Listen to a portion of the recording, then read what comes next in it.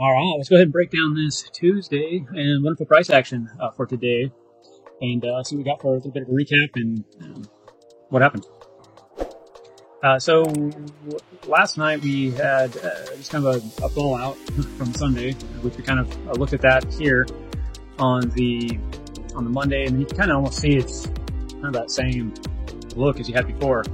So you kind of had a run down and sideways. We kind of had a run up a little bit, and then it came down and went sideways again. So let's kind of dig into. We had our 30-minute candle, which was very nothing, if you will.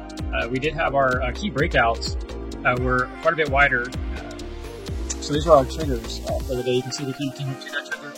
And really, it's mainly because of what the price action's kind of been doing the last few days. That's why these triggers are where they're at. It's just kind of calling some key areas that we really need to break through. Otherwise, we're just kind of in this chop. And we can see up here on the 15 minute, we did get some volume in the morning. It started to run up. You thought it was going to run through, and it stalled and then came back down. This would have been the back test, if you will.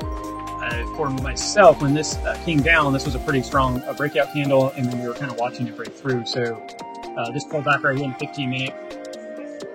Really, we were right around that 1 o'clock in the afternoon, then trading sideways. If you go into the 15 minute, at that time, it was right around here, and that's what made it kind of hard, is because that it actually came back up pretty quick here and lost the 21. Now, you can see that it was breaking back down, but you did have some mixed signals.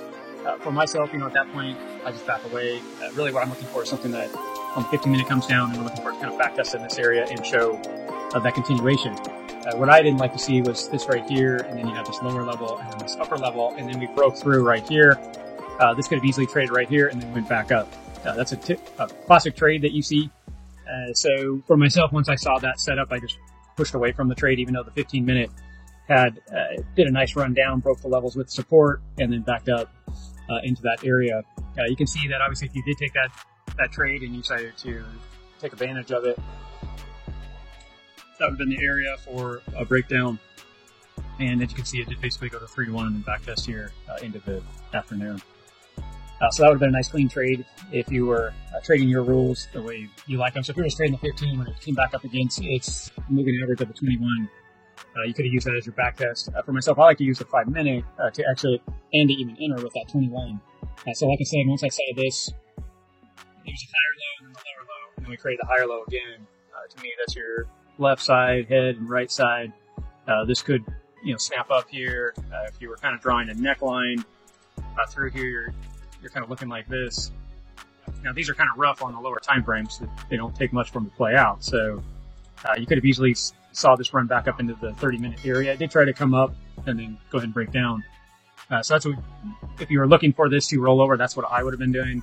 I drew this on here, but if I was really wanting to stick with this and that was kind of that target, I would have kind of expected this to kind of go back up and then show softness. And I would like this to be up in this area during that time frame, not down in this area. And you can see that right through here. We're starting to break down, but we're already down here on the 5 minute. So your Stochastics, I guess, and your RSI is facing down. Those are both indicators of this to drop. So looking back at history, that's what I like to do, is to reanalyze, the price action. Helps me take action when I'm in the live market and things are happening. Like myself, when I was in the live market watching this, that's what I made the call that I wasn't going to touch it. I didn't like that we were sitting up in this zone. I didn't like the idea that it could go that way, as I was saying. So I left it alone. Obviously, you can see that this went ahead and broke on down, and these are the key areas that we were looking at for confirmation. So you had your RSI facing down. It was crossing back under right through here. So this was your rollover area with this. Your Stochastics or MACD was already moving over right in this time frame. I guess you could have said that we were still up there. Really, I'm pointing this out after it started to fall. So me looking at it back then, I guess that would have been a little more clear to take action in that time frame. So yeah, there was a possible trade that you could have taken based on this breakdown in the back test. Very rough, if you will, but it was there. And then you can see we're trading on out. If we were going to look at this for a bigger kind of a target for this area, we could draw, that was kind of the angle there of this breakdown from earlier. And if that was our true breakout, this easily could come down into the 104.7, 104.6 area. Obviously, you can see that it's starting to move right now in live price action. We'll just have to watch and kind of see how it plays out. That's why I went ahead and marked it here, and we'll just watch. Going into the 15-minute, you can kind of see there's your back testing to your 21. There's the play. Now it's playing out. So that could definitely go ahead and keep playing. We'll just watch it. The 1 hour right now has been down in this lower kind of area. Right now, the MACD is showing still bearish behavior, and you see the RSI is still on that bearish behavior. So if we did lose the 21. That was a classic back test. I guess if we were going down in that 1 hour, now I'm looking at the bigger time frame. We lost it right here. That would have been, ouch. I did miss that today. I wasn't looking at this time frame. The 4 hour, that's what we're breaking down right now. We just lost the 200, so that really would have been my target, to be honest. Lost the 200 here in the 4 hour. And now it looks like we're going to break down back into this lower level and trying to test this mid-range.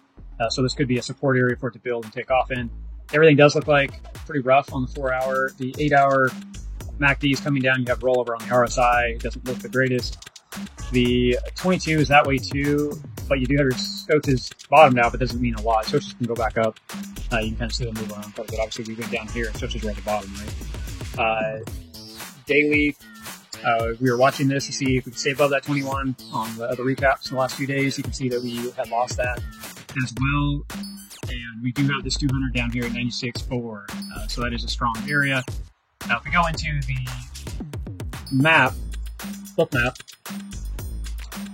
yeah, it's not showing a lot of energy down below. I mean, it's very weak down. There's stuff down here, but not real strong. It's a lot stronger above it. It really does. Not that things can, you have to read the charts too, and the charts are, that stuff can show up as it goes. Let's see. This is 101 to 110. There's a lot of energy up there. There is some stuff down here too for the 100. So I don't know. We'll have to wait and see. Just like I always say, right? Read the price action. The price action does say we could be looking for these lower levels, which if we were looking down in this lower level down through here, the 100. Here's 100. 100,500. Let's look down here in the 90s. 95 is calling. There is area down here on the other spot chart, on the chart features. It just is kind of more soft. Yeah, it is book map right now. I mean, it is saying that we could end up going back down there. The price action kind of shows that we are getting ready to cross back over and show bearish. We've been bearish overall, trying to fight back up through here. So there's two scenarios that I'd be kind of watching. You do have this kind of sitting in here. It could come down in this area and play here, or it's going to come down and take out this area, and then we're going to come down. I can see this moving in here, and we'd be in that area, which puts us down at that 96, 95 level. And then we're going to turn, probably bounce somewhere in that area. The weekly, the weekly, I'm going to watch. I know other people are pretty excited about this, but one thing I do not like, and the bigger time frames you get, the stronger this stuff you have to pay attention to, because when they play, they play out hard. So the reason why I'm marking this is because you have some big divergence here on the weekly, and we're already showing softness here. So we topped here, and this couldn't get back above. So now you've already created that lower low. If you're looking at the weekly, it could be creating this pattern, right? And then this could come, like I said, build something over here, and then poof, there you go. We can keep looking at these. This can come in here. Yeah, so something like that.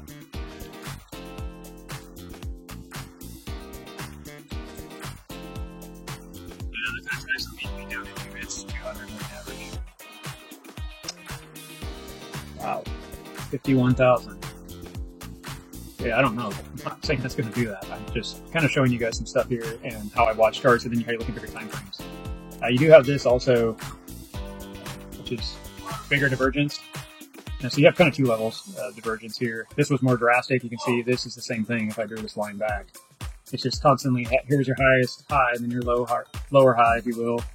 And then you made a lower high here, but you made a higher high here, and then another lower here, and then you made another higher high. But if you were just kind of connecting the dots, it's kind of strong, and then it starts to kind of roll, right? And it creates that pattern, and that's kind of your price action flow. So this could come back down into this area that we're showing. So this price action could come down into somewhere in this area, come back up, which probably this could come down. What's that? I guess it's somewhere right here. So it would come down this deep and then recover. I don't know. We'll have to see and see what happens. So I'm just looking at the weekly.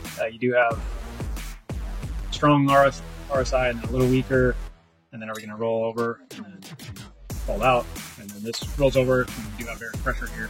I mean, it is bullish because you have the fast moving average on top of the slow. You still had a smiley face, if you will, here, right? It started to go up, and we would have thought more of a slingshot would have happened, but it just kind of burned out, and this is getting ready to cross. We don't want to see that. Histogram's already showing softness in here, not a lot of energy. So does Soches. We had a lot more energy in the weeks, and it burned out. So I don't know. We'll just have to, that's just areas that I'm looking at here. It's kind of looking at it with you and analyzing this out, and just kind of showing you possibilities. This could be just consolidate here too in this key area and hold this upper area, and then you could be looking at a bigger pattern, and they would X the bullish behavior. You're kind of looking at maybe something like this, right? So up here is kind of that top end range. Somewhere in here, we kind of come back into this bull flag, and then if you're going to call it that way, let's go ahead and just use this as my. So there's your bottom. We're going to say it breaks out of this topping area, somewhere right in there, right? So we're saying this is kind of the flag that's being traded on the weekly, and you put that flag out. That's putting you up in the 162,000 range. I do have this already been built. I keep it hidden, but I built this a long time ago. But back in January, February. This is the target I've been watching the whole time, which you can see every time I kind of just drew it out randomly, put it up there, that's why I turned it on and kind of take a look. This is a pretty hot pocket. 155 to 160,000 is a pretty strong area right in here. But anyway, that's not playing around, and we'll just kind of have to see. That's what I want to see is this. I wouldn't mind this coming back down and getting back into this 96,000 level. Not a big deal, right? Let us just trade in here, and then go ahead and maybe get some movement in here and fire out. While all the rest of this kind of resets, gets down into the low area on all the time frames again, and we get some nice push.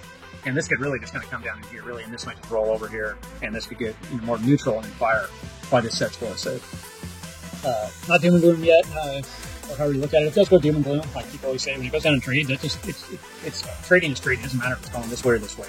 We're just reading price action and catching it. So, anyway, hope you guys enjoyed just looking at price action. You can make different time frames and then just kind of analyzing what's going on. Hopefully sooner than later, things will start to clear out the smoke that we're dealing with, and get some stronger areas. And the nice thing is when you trade, you can trade, and that's when you can really make a lot of capital. Being patient is what really pays off. When you look back at a whole quarter or semi-annually or annually, once you really start looking stuff over the time frame, it's amazing how much opportunity you can take when you're being patient. So we will talk to you guys in the next recap. Thanks, guys. Thanks for hanging out.